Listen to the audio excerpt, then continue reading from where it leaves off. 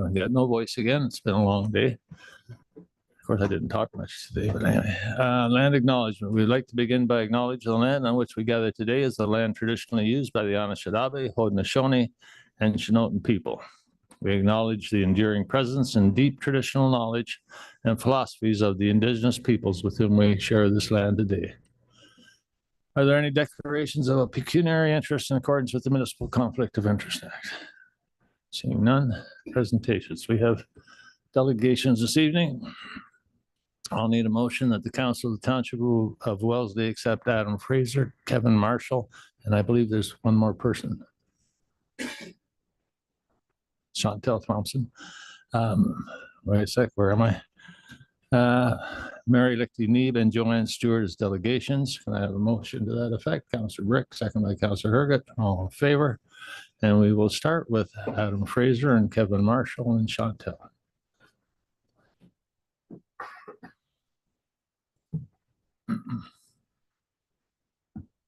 Thank you very much. I think I'm on, right? All right. Thank you very much, and hello, Mayor Novak and members of Wellesley Council. First, thank you for an excellent apple butter and cheese festival this year. I can't wait to come back next year, maybe by transit. On behalf of GRT, thank you for the opportunity to return today and provide an update on how we are working together to help make transit the easy first choice for more people across Waterloo Region. I'm Kevin Marshall, the Manager of Transit Development, and I'm joined by Adam Fraser, our Principal Planner leading the Township Transit Strategy at GRT. Over the next 10 minutes, we will walk you through a quick status update and an exciting opportunity that will help us introduce Township Transit services for Wellesley in 2026 and beyond.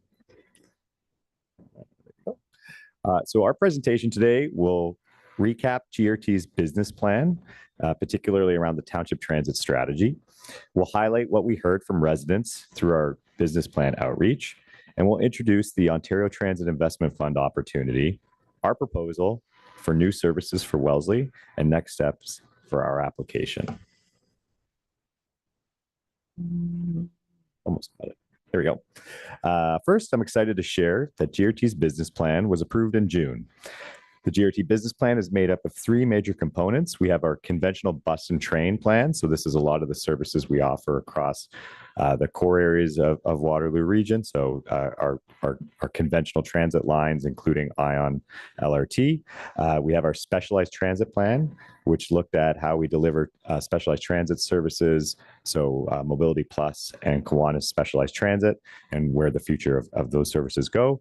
And then most importantly for today's conversation, our Township Transit Strategy. So since approval of the plan, GRT has been able to source funding opportunities to help accelerate Township Transit services. We're excited to share that capital funding through Canada's Rural Transit Solutions Fund has been secured, which will help us improve our stop infrastructure at key locations where Township Transit services operate today and support where we hope to operate tomorrow. We'll spend most of today talking about GRT's upcoming application to the Ontario Transit Investment Fund. This is a unique multi-year operating funding program that helps introduce and improve transit services and investments in each township, which was a key priority of GRT's business plan.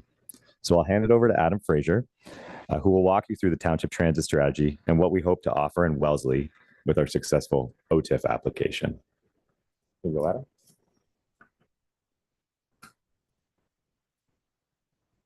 Thank you, Kevin. Mayor Nowak, good evening, members of council.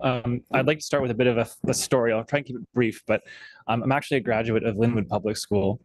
In grade 7, I stayed after school for a basketball practice with a friend, and my dad was supposed to pick me up. He didn't. So I waited and waited in front of the school, and he didn't show up. So my friend and I decided to walk home. So we grew up near St. Clements. So we got about halfway to Cross Hill, still thinking this was a good idea. And fortunately, a different friend of ours' parent drove by and said, "What are you doing out here?" So he was gracious enough to drive us home. So I think to myself, looking back, like, what if there was another option that would have saved myself some embarrassment and my dad a bit of guilt for forgetting? And I'll come back to this story in a few minutes, but I'm just going to hit next here. There we go. So on, our Township Transit Strategy produced this map here, our future township transit network, which includes two main types of transit service. Fixed route services. So these services have vehicles that follow consistent routes and schedules on every operating day. This is what most of GRT's network is presently through the region. And on-demand transit. And this is where this is a request-driven service with no fixed route or schedule. Trips are booked by an app or by phone call. And currently GRT has a fully on-demand route, Route 79 in Breslau. On-demand can be a very cost-effective way to provide great service coverage in areas that are typically more low density. So this at maturity network you see includes township on-demand zones that don't necessarily follow township boundaries. Rather, they aim to better reflect travel patterns of residents for more convenient travel. So we're really grateful for this community, for this community's collaboration with GRT and trying to recognize each township's unique transit needs as we work toward this vision.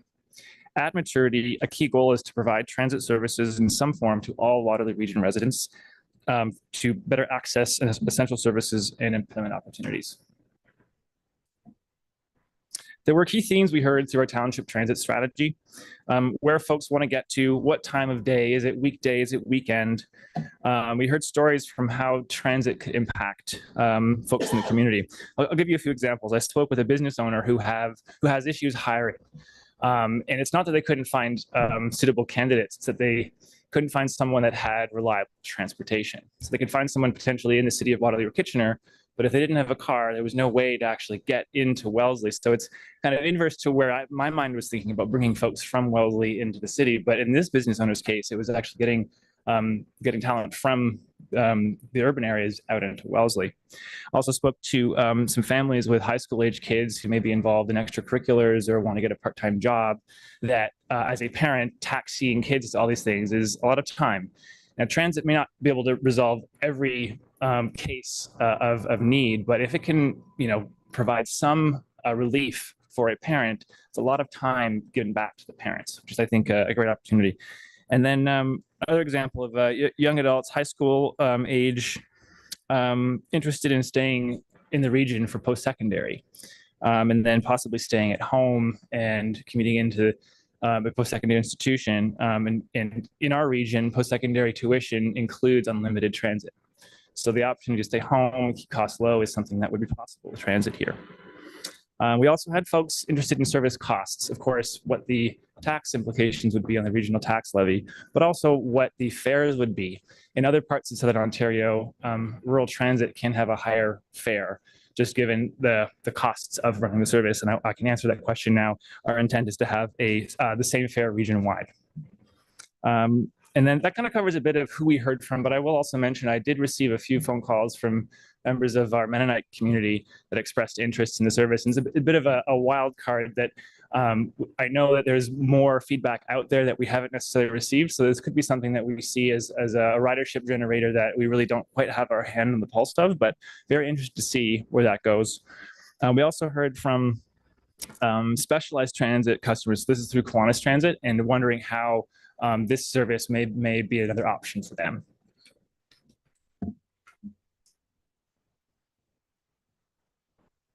Right, so the last few slides have been really to frame, give some context to how GRT staff are approaching the Ontario Transit Investment Fund, or OTIF. This is an unusual fund in that it supports operational funding. Typically, funds from the province, the federal government is for capital. So this is unique and very attractive for us here. So OTIF covers up to 50% of total multi-year projects, up to 5 years, with flexibility in how that 50% can apply over the 5 years. So the first year maximum support from OTIF is 80%, and the last year maximum support is 30%.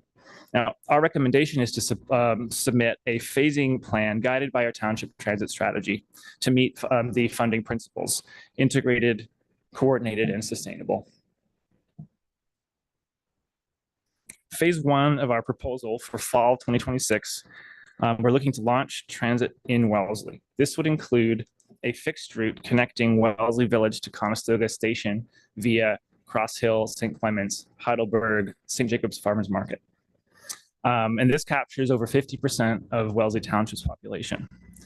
End to end, we're estimating about a 40-minute travel time, and a vehicle would come every 90 minutes. And to start, we're looking at AM and PM peak, so it's about 3 hours in the morning, 3 hours in the afternoon. This would be done with one vehicle.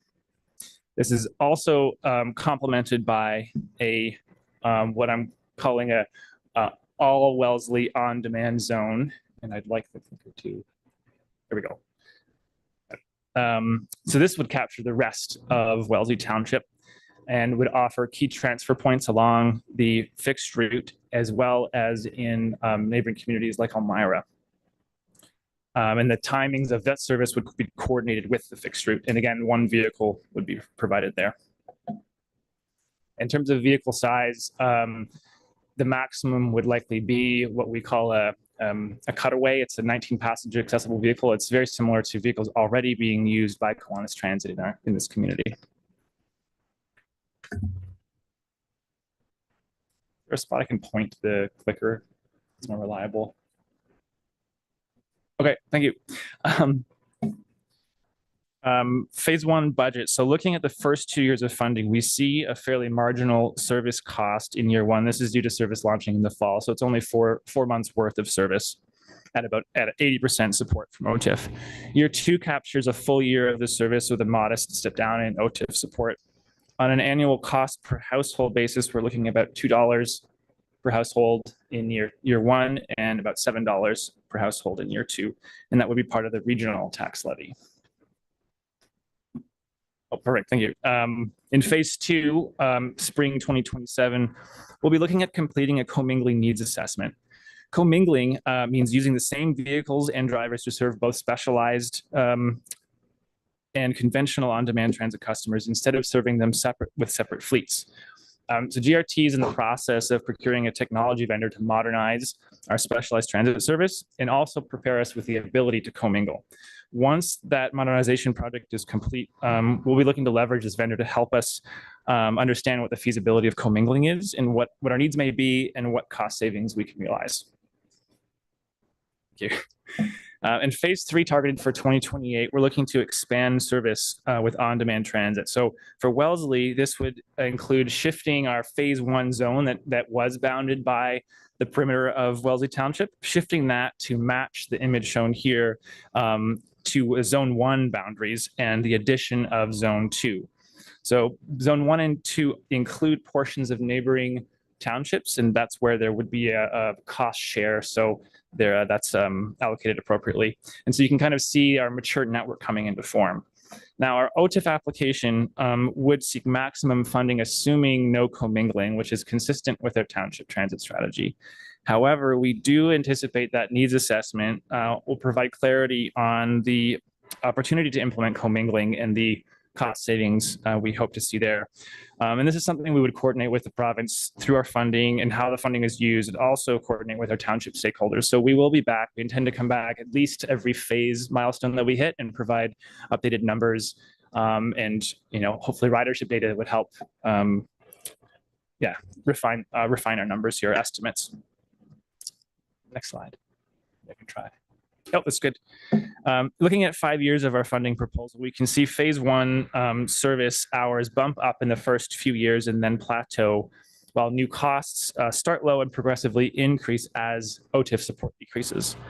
Phase three costs are here as well. Again, our application is assuming no commingling, and we're treating these as maximum costs until we discover what our potential savings are. We're also showing year 6. So this is the first year after OTIF support ends. Though forecasting costs further and further into the future does get a little bit less reliable, we can offer at that point, we're anticipating somewhere in the $40 to $50 per year per household.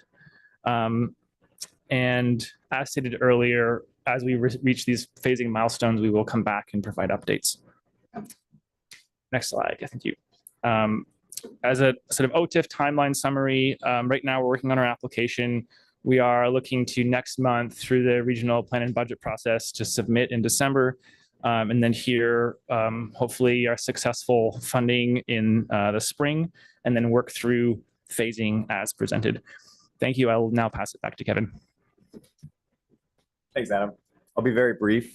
Just wanted to thank members of council as well as staff for their collaboration throughout this process.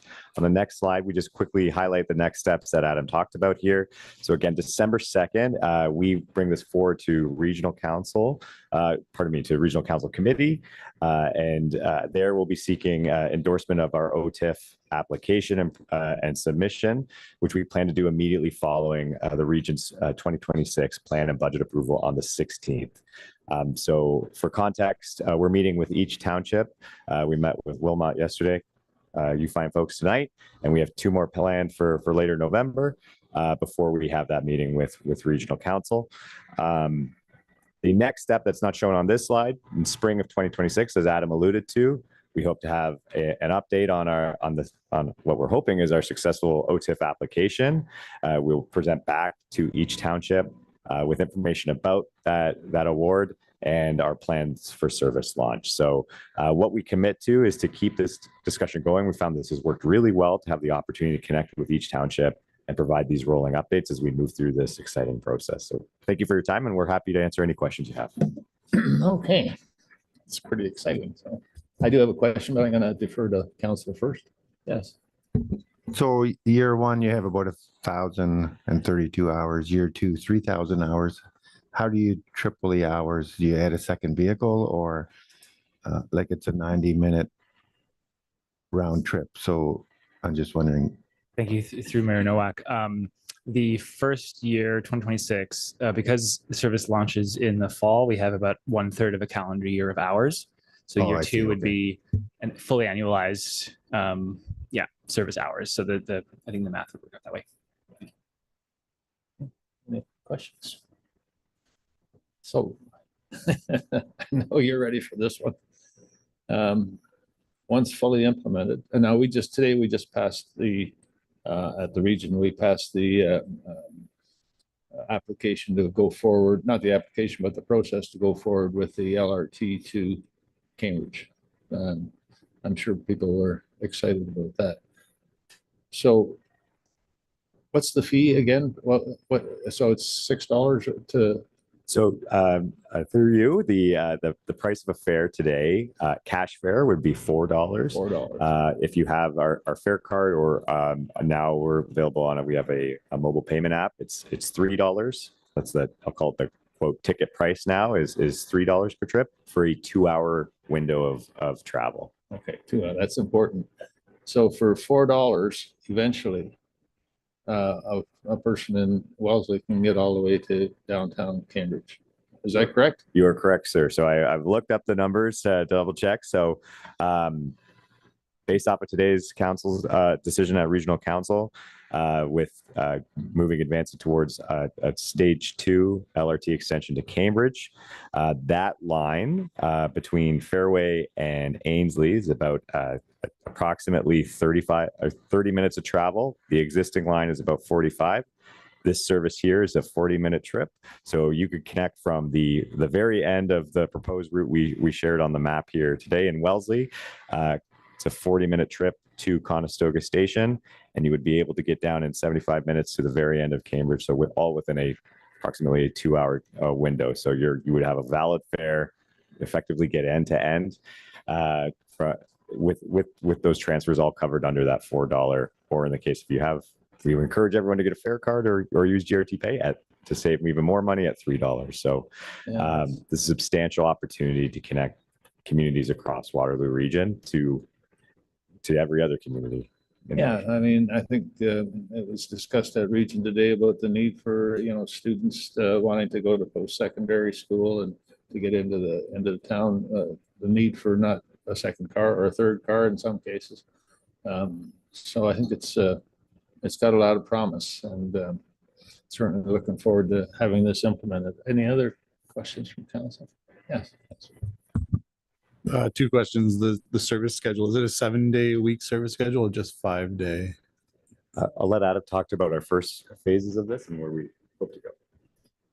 Initially, the fixed route and on demand for phase 1 would be so we call peak periods, so AM and PM, 3 hours in the morning, 3 hours in the afternoon. That would be to start. And I think once we have some data under our belts, we're seeing what demand is. That's where the world's our oyster. We can in working with, our townships, we can use that data and look annually over what improvements we might make.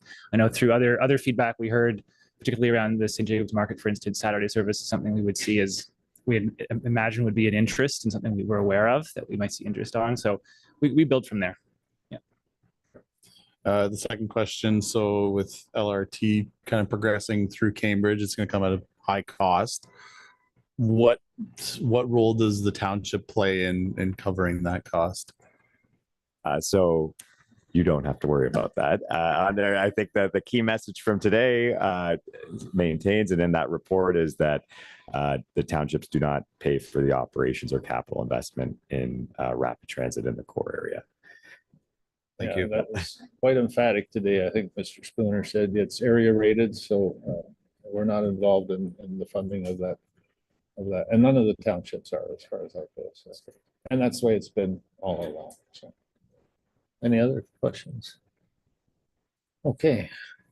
If you'll indulge me, I wanted to finish up my story that I want to come back to as an example of how the on-demand and fixed route integration would work. So if we put myself in, 12-year-old me in Linwood saying, oh, what can I do now?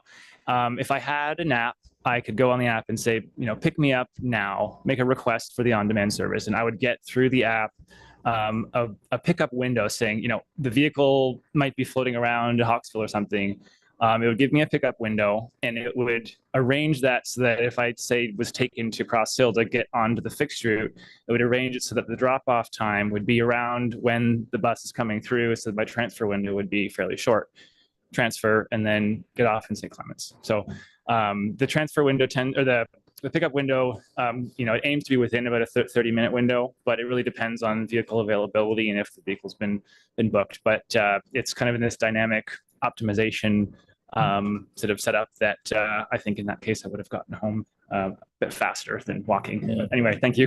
I can really see so you need a phone, an app to contact or some sort of communication device. That's one way of via an app would be one way. Otherwise, a phone call.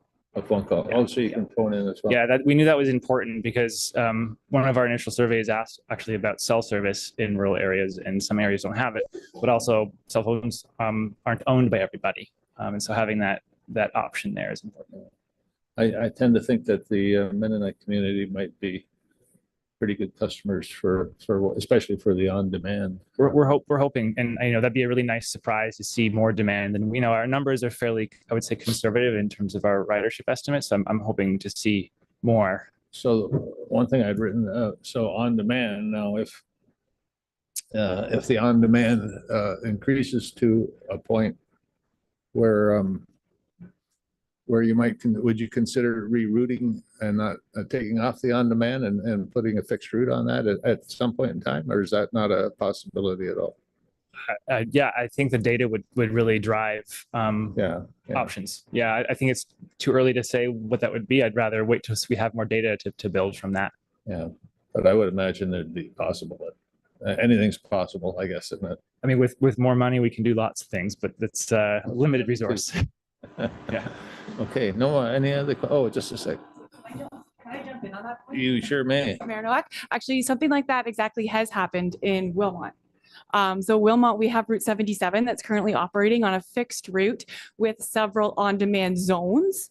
Over the past couple of years, we have noticed an increase in the on-demand zones in one area to the point where almost every trip we're getting requests for that zone. So through this project, we are changing that route and turning one of those on-demand areas into a fixed portion. Yeah, And we have seen similar, we have to see the data. It is a lower density area. We've also done that within, we start off in areas in the rural area, the urban areas with different types of services and collect data and change the routes around as we see fit. Yeah, it makes a lot of sense. Yeah, and the data we'll collect from this will be hugely valuable in seeing where the demand is and if we do need to make any route adjustments. Yeah. Wonderful. I think Mr. Herget or Councillor Herget. Is the on-demand cost the same as the fixed road cost? That's a really good question, through Mayor Novak. Yes, we're paying an operator. We're paying someone to be operating the vehicle, and whether they're on the fixed route or not, It's virtually the same. I think different service models may generate different levels of ridership, and that's why the mix of the fixed route and on demand is really a really good value combo to get coverage and driving ridership with a fixed route. And second question, bus stops. Have you put thought into where the Mennonites might tie their horse up for the day, or? Some thought, I mean, that's part of our next steps internally, because really this is the process of getting the funding to help us. And once we know we have that funding, then we know we have something to implement and we can really nail down some of those details. But we have been speaking with staff on some of those opportunities. Okay, thank you. That's great. So, and again, I know this is early, but in the network, it really shows connecting to the major city and then back out. Like that's kind of how the pulse works. Did you find in talking to the community at all that there's any interest in moving from rural community, like so Wellesley to Wilmot, Wellesley to Woolwich? What does that look like? These questions are good, so good. And you're ready It's for great it. because it highlights like some of the things that we really thought about. Going back to our mature network map, which I don't know if it can come back up, but the boundaries of again, not following township boundary lines was for this exact reason. We do have data that helps us see what the travel patterns are of residents. So we did see travel patterns, for instance, between Wellesley Village and Baden, New Hamburg. Not necessarily enough to drive a fixed route at this time, but we wanted those boundaries to offer a single seat, so no transfer, say from Wellesley Village into Baden, New Hamburg, so that it reflects some of those needs as well. And the boundaries, yeah, I think the map there is showing it. So that having those boundaries also provide that same opportunity for St. Clements, Heidelberg, Cross Hill, Zone 2 there. So you could take on demand from a connection point in, say, St. Clements, and without transferring, get into Baden, for instance. Yeah, questions. I just have another thought, maybe get myself into trouble here. I don't know, but I know the Mennonite community has, they use the Kiwanis Transit, I think, on a regular basis. And they've been very generous to Kiwanis Transit with donations throughout the year to make sure that, you know, that stays viable for Kiwanis. Have you thought of reaching out to the community, the Mennonite community, to see if there's any sort of special way you could package you know, a transit deal for that group? Probably not something you've thought about yet. Through you, our team is also responsible for fare strategy. So we look at different programs, partnerships. Most recently, a very unique one we've got off restarted with our Waterloo Region District School Board for very specialized programming, that for a select group of specialized programming. But that is kind of thing we're looking at, is different partnerships or opportunities. Yeah, I would welcome an idea that if we had a point of contact that we could maybe start those discussions, maybe through the CAO. Here we can connect and see opportunities to do this. It would be similar in some way with what you do with the school or the universities. Yeah. I think, and you know, you have a package that they pay in their tuition. They pay a tip or whatever the amount to get their pass. Yeah, we have a kind of a, I'll call it just really quickly.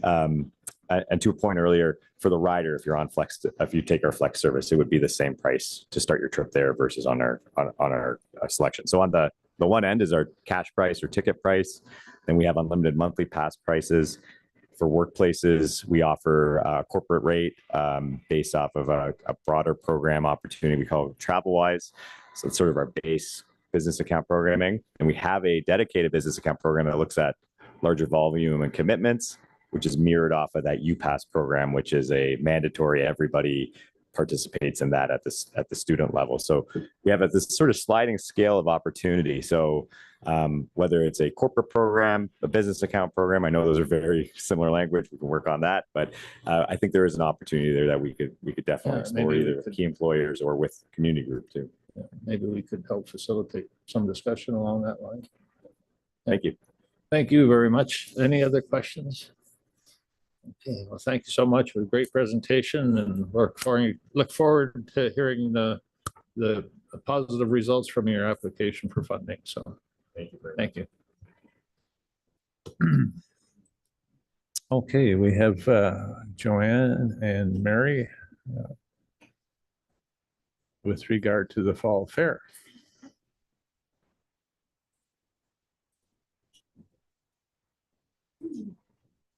Now you get the old fogies instead of the young guys. Mr. Mayor, councilors, and fellow community members. Good evening, and thank you for the opportunity to speak with us tonight. My name is Joanne Stewart, and with me is Mary Lichting-Neave. We are here this evening on behalf of the Wellesley Northeast Hope Agricultural Society to request special funding to help cover costs associated with the new agri-venture tent we hosted at this year's Township Fall Fair in August. The Wellesley Northeast Hope Agricultural Society has been part of this community for 172 years. Over that time, we've proudly adapted to meet the changing needs and interests of our residents. While some traditions have evolved, for example, schools no longer receive fair day off, which I remember, we found new ways to stay connected with our youth. For the past 10 years, we've hosted a dairy education program, welcoming local grade 3 students to learn about where their food comes from and the importance of agriculture in their daily lives. This year, 200 students from across the township participated, a wonderful opportunity for hands-on learning that continues to grow each year. I just want to mention that 200 is not just this year, it's for the past number of years. We've had that many people, students attending, which is very exciting to see the students and learn about, yes, chocolate milk does not come from a cow. So anyway, so I asked the counselors now, if you can share with me, do you have an experience with our local fair? Mr. Herkett? I remember the day off or the half a day. I guess we got half a day. And I would say most of the time I went to the fair. Did you exhibit? I did exhibit, yes. Did you ever win first prize? Do you remember? Oh, they were all first prize. Oh, wow, I should have known. No, Derek? I did. I don't remember that, but yes. And then I would go in the garden and go through the Yeah. list and find what I could. Yeah. And I did actually get my kids to do the same. Yes, and grandparents are doing that with their grandchildren nowadays too. Yes, thank you. Derek, you have a long history. I too lived through the day off for the fair. I remember goldfish and all the fun exhibits and that. So certainly have lots of history of attending. You have a lot of family history. Correct. So not a Yes. pecuniary interest. I don't. But a long history of attending the fair. So. Yes, yes. Rick, have you ever attended our fair? I have attended, yes. And did you ever exhibit anything? We'll have to send you an exhibit book this coming year. Joe, well, I know you I there. have no choice. My wife is on. I even had him come to the senior tea this year, so Oh, yeah, that was wonderful. yes. We got another tea coming up too.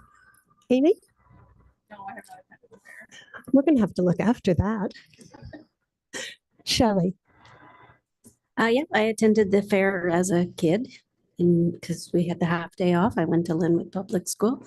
I'm pretty sure my kids attended. I think when my kids were in St. Clements, there was still the Getting the days half that day. they were able to go. So I went with them then, and no, I've never exhibited. So oh, we'll have to look after that too. That's the fun of it. On a personal note, I have a strong history with this fair in this community. My family farmed on the 5th line, which is now Stryker line, just down the road from this office. My father, Irvin Hoffman, was a dedicated member of the fair board for over 70 years, serving as president in 1962, 1963, as well as a longtime 4-H club leader and a board of trade member. I too have been involved with the fair my entire life as a 4-H club member, a harvest queen, and an exhibitor since grade school. It was truly been a wonderful community to grow up in, and I am one person proud to continue serving with the Agricultural Society. Mary? So I feel tonight is the night of personal stories because I grew up in the Northeast Tope of Wellesley, Northeast Tope Agricultural Society. And how I became involved in it was my neighbors just around the corner, a very respected couple who loved this fair by the name of Walter and Eleanor Cook. Derek's smiling because that's Grandpa and Grandma to him, asked me to run in the Harvest Queen. And if you wanted to know, my picture's not up there because I didn't win that year, but I hung around. I did meet someone at the fair, and that's how I end up here in Wellesley Township. And the Lichty family, between my husband and his mom and dad, were big supporters of the fall fair also. So have a long tradition on that one too. And because of his grandparents, I got here. So as many of you know, I have very deep, and Joanne has very deep rural roots. And the AgriVenture tent has become a very popular event and educational attraction at this year's fair, giving families and youth the opportunity to connect with local agriculture through engaging, interactive displays and demonstrations. It highlights the importance of farming in our community and celebrates our rural roots. In previous years, the township generously contributed $1,500 annually to support our fair. However, this funding has not been granted in the past few years. Without that assistance, it has become increasingly difficult for our volunteer-run agricultural society to maintain the same quality and scope of programming that our residents have come to enjoy. We want to emphasize that we truly value the township's past support and the relationship we've built over the years. We've also understood that council has many priorities to balance. However, we'd like to explore how we might reestablish a stronger working partnership moving forward. If there are ways we can collaborate more closely or align with our initiatives with the township goals, we would be eager to do so. I'll pass it back to Joanne. Looking ahead, we are already planning for the 2026 Wellesley Fall Fair, Township Fall Fair, which will feature the theme of Farm to Feast. We are very excited about this direction and the many new activities being planned, which include an expanded AgriVenture tent building on this year's success, a farm safety education program, which is being organized by our 2025-2026 Fair Ambassador, Claire Cook, to be delivered to all public schools in Wellesley Township in May. It's pretty exciting to see one of our youth do this. We're very, very impressed. Increased participation from the local 4-H clubs and a dressage demonstrations for the many horses enthusiasts in our community. Each of these initiatives continues to community education, youth involvement, and local pride. But they also come with additional costs for materials, insurance, and facilities. For these reasons, we respectfully request that the council consider reinstating and, if possible, increasing the township's annual contribution to the Wellesley Northeast Tope Agricultural Society to help offset the costs of this year's fair and to support our upcoming initiatives in 2026. We thank you for your time, your continued support for our community events, and your dedication in keeping Wellesley a vibrant, connected township. We would be happy to discuss our plans in more detail and explore ways to strengthen our partnership in the coming years ahead. So thank you for your time. Questions? Okay. Questions? Yes. The 200 kids, grade 3 kids, is that from all the schools in the township or the 2 townships? Yes. Thank you. We send invitations to everybody and then schools decide because of transportation. And Wellesley, well, they can walk down to the area that we have. Anything else? Yeah, so I understand this was a particularly difficult year when it comes to The past 2 years, we've done a lot of changes in the past 2 years. We've moved location because we wanted to support the community and the new rec complex. And also we felt that, you know, for 171 years, we'd have had a midweek fair Well, with the schools not being open now and businesses being open, the community doesn't shut down just to come to the fair. So we noticed that we needed to do something to bring people out.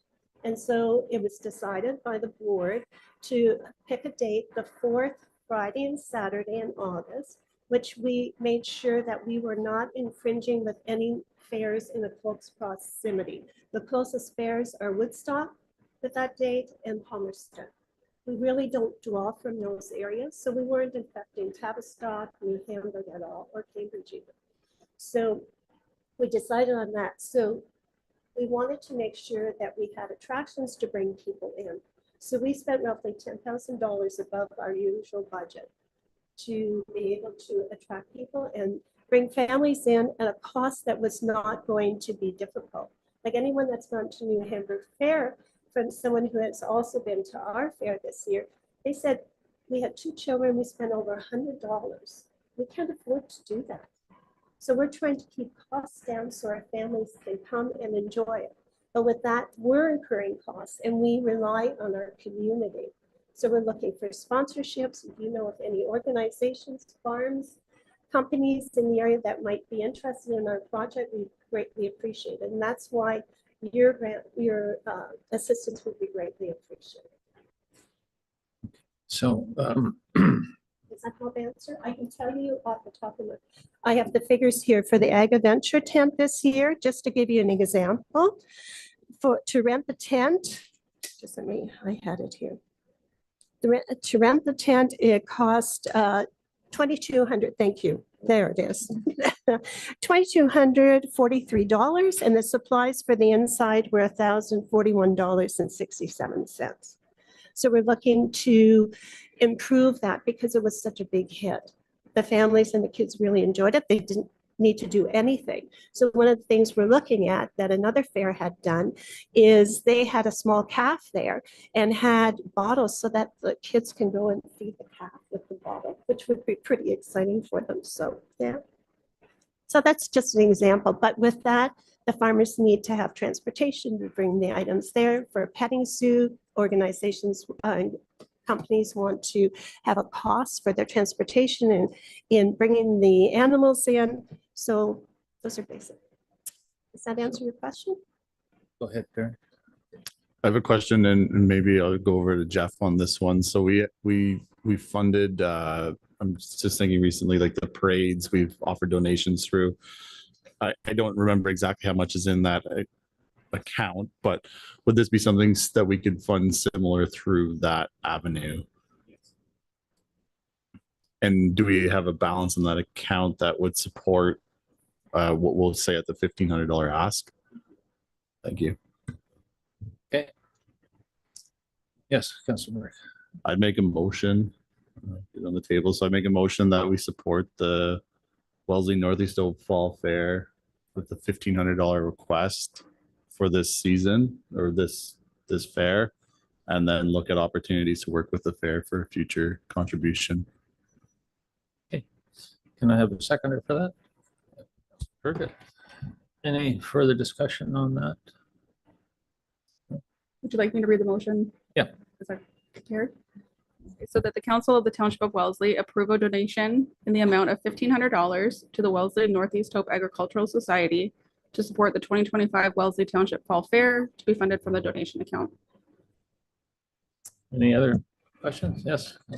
I think just to go on that, like if we were to move forward or not, the opportunity for you to come back and this would become a We would budget welcome item it. that maybe we can put a term limit, like a couple of years, or look at different avenues there as well. So Okay, call the question then. All in favor? And that's carried. Can I come and shake everyone's hand? Oh, sure.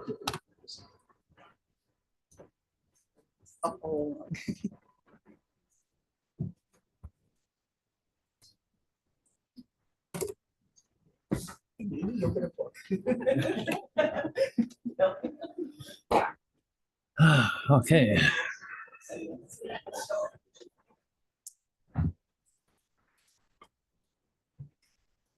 Okay, so now we're gonna do a public meeting.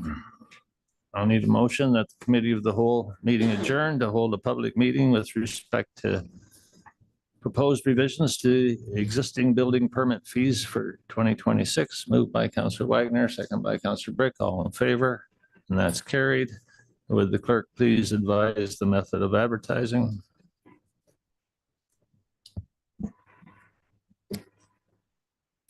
Notice of the public meeting was placed in the Woolwich Observer and on the township website. Any person who wants further notice of the passage of a bylaw should give in writing their full name, address, and postal code to the clerk prior to leaving the meeting. I don't see anybody here. Is there anybody online?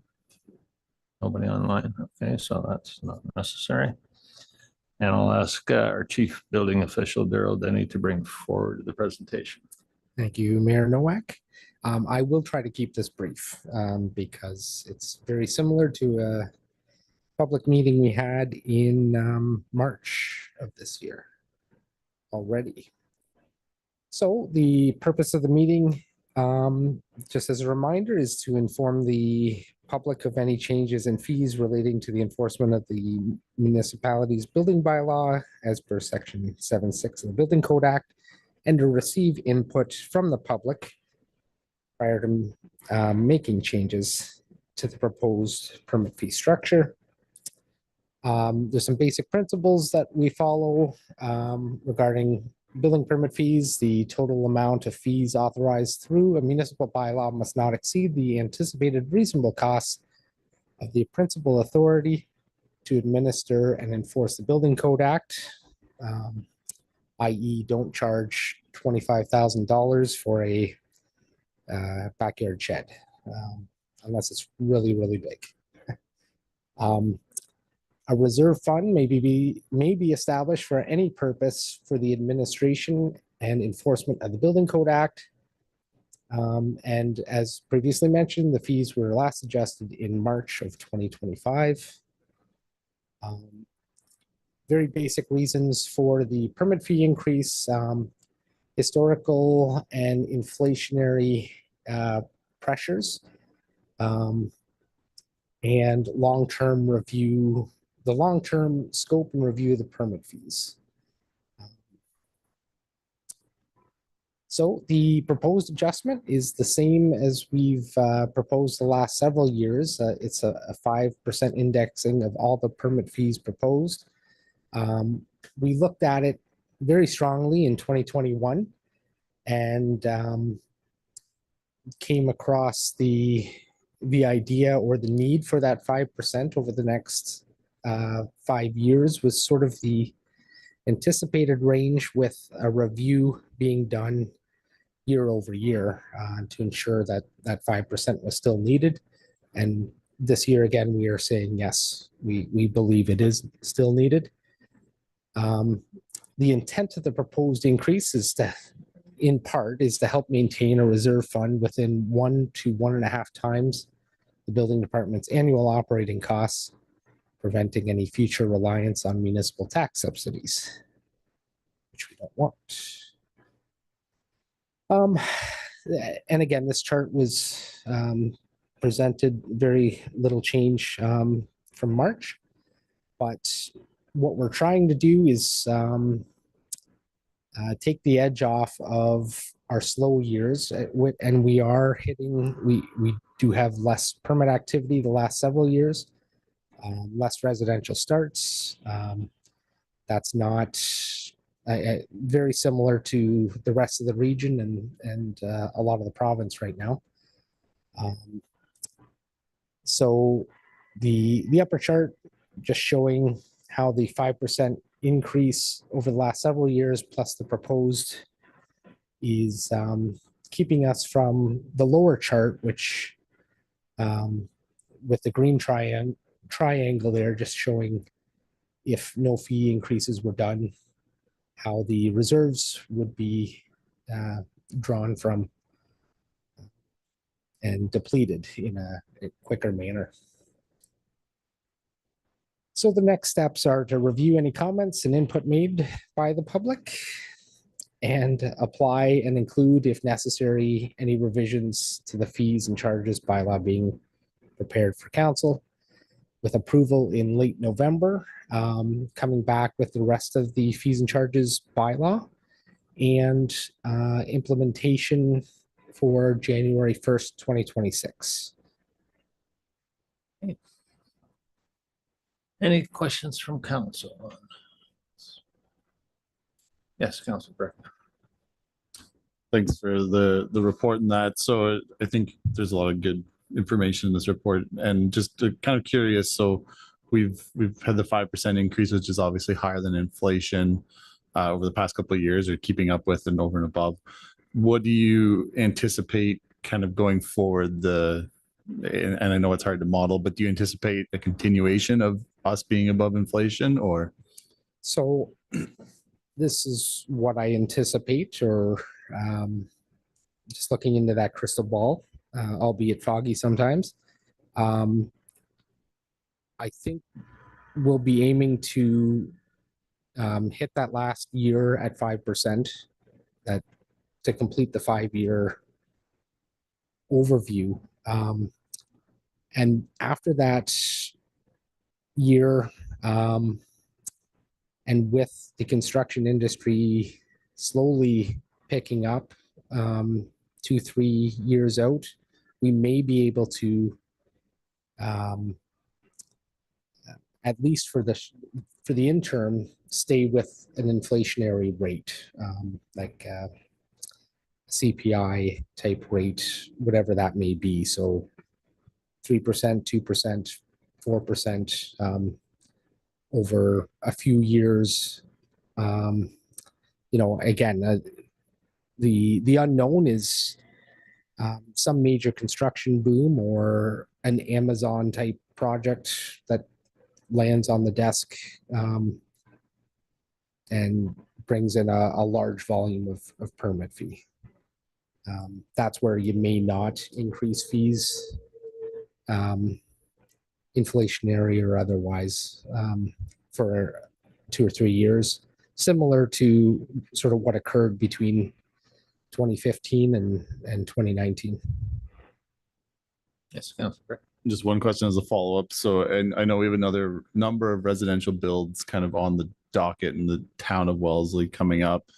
Do you think this fee increase puts a risk at stalling those projects in any way, or not anticipated? Not at all. Sorry, not anticipated, I guess. I shouldn't say not at all, but the building permit fee is one of the lower fees that any developer will run into getting off the ground. So development charges are a big ticket. Typically, when all added and said and done, about 10 times the cost of the permit fee itself. And our permit fees are not out of line with neighboring municipalities either. They are lower than some and a bit higher in different categories than others, but that's Okay. Any other questions? Okay, I guess. Thank you, Carol. There's nobody here to make oral or written submissions, but I'll read it anyway. I better read it anyway, in case the press maybe want it. Are there any persons who wish to make oral or written submissions in regard to the public meeting? If so, would they please give their names, address, and postal code to the clerk? I'll need a motion that the public meeting regarding the proposed revisions to the existing building permit fee for 2026 is now adjourned, and the council committee of the whole meeting resumed. Moved by Councillor Wagner, second by Councillor Herget. All in favor? And that's carried. So, Councillor Wagner, is there a director update? I don't know. I know there's no service board reports, and I don't think there's any staff reports, but the director may have an update for us. I do have a short update. Thanks, Councillor Wagner.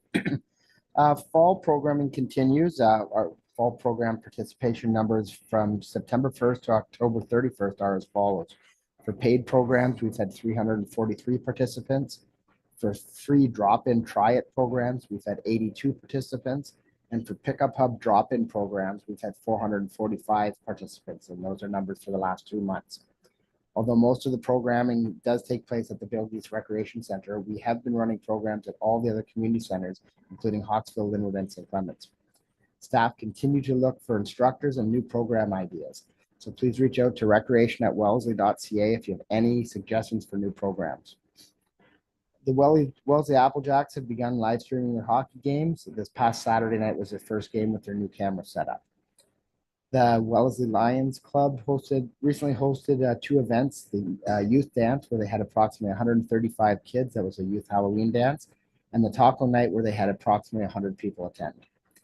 And lastly, we've been having some issues with the outdoor sign in St. Clements. The company that the sign was purchased from has sent us some information on how to possibly get the sign up and running, and staff will be working on that this week.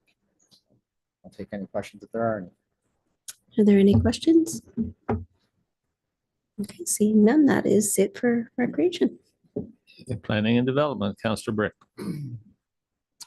So we have 2 staff reports. So P&D 16/2025, proposed building permit fee increase. A motion that the Council of the Township of Wellesley receive input from the public meeting and direct staff to prepare the proposed changes to Schedule A of the fees and charges bylaw. We have a mover, Councillor Wagner, seconder, Councillor Herget. Any discussion?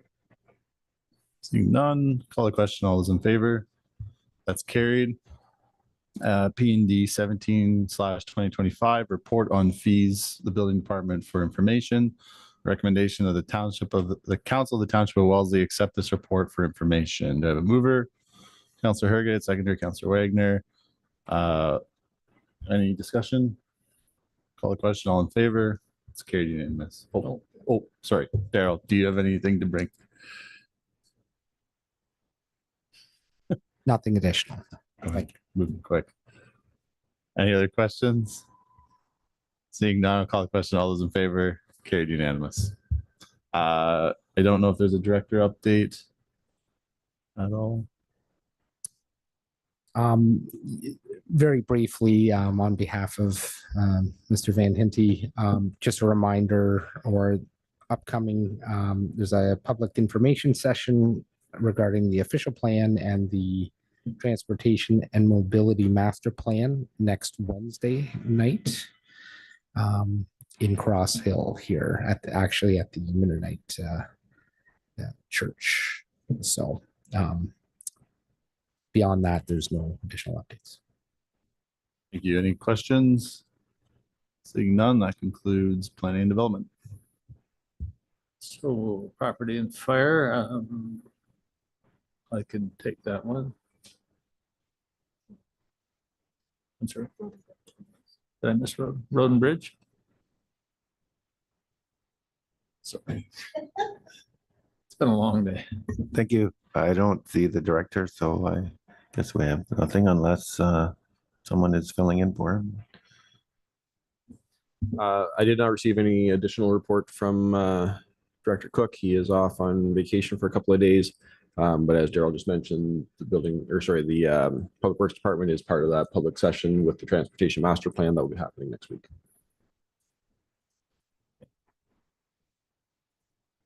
Property and fire. Are there any director reports, updates? Oh, thank you, Mr. Mayor. A few quick things. We, as a township, our firefighters are participating. I'm sure everyone's heard of Movember in the past. There is a township team collectively between the stations. I think they want to get it off the ground this year, and then maybe next year sort of have a friendly little wager between stations. But collectively, so they have ordered a bunch of custom Township of Wellesley lovely mustachioed t-shirts. It'll probably be on social media either tonight or tomorrow. We've apparently over 2 dozen have already been sold, and then there's a link on there that if you choose to support the team, or if anybody wants to actually jump on the team and go out and get donations, they're welcome to. And if you feel like supporting and buying a t-shirt, that all goes to the the fundraiser as well. They're pretty cool looking t-shirts, but so that's going on. You'll see that on our socials. Again, this year, November being CPR month, we are offering our I think it's our third or fourth year we're doing the free CPR, the one night that we do for the public. We're doing 2 nights this year. We're doing November 25th in Linwood at the community center, and then November 26th at Bill Geese Recreation Center. So that's on our socials as well. That's free for anybody as long as they can provide residency that they live in the township. And third, we would like to mention our acknowledged Captain Claude Herget has officially retired. 21 years of outstanding service. Thank you, Captain Herget. His last day with us was October 31st, after putting 21 years in. Yeah, so that'll be a big difference for Linwood Station, but a lot of good memories, I'm sure, and a lot of firefighters that have come up under his excellent leadership.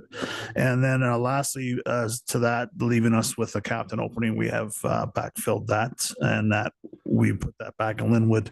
In the past, we had sort of moved captains around to maintain our 5-to-1 leadership ratio. And when we were having trouble years ago filling the bodies in Linwood, we've been able to sort of level that off and get them up around 22 and 23 again. So we put that position back in there, and when that has been appointed to firefighter Zach Martin has been promoted to the 4th captain. So we're back to 4, 4, and 4th in those stations, but that is it for the fire departments. Any questions? Yes, Councilor. I just wanted to add, there is a retired firefighter that passed away, Doug Sebin, served on the department at the Linwood Station from 1989 to 2006. And his celebration of life is this Thursday evening. So our condolences to the family, especially Councillor Sebin. Where's the celebration? Um, To the Linwood? yes, Linwood Community Center from 4 to 8 p.m. on Thursday, November 6th. Thank you. Admin and Finance, do we have a director's report?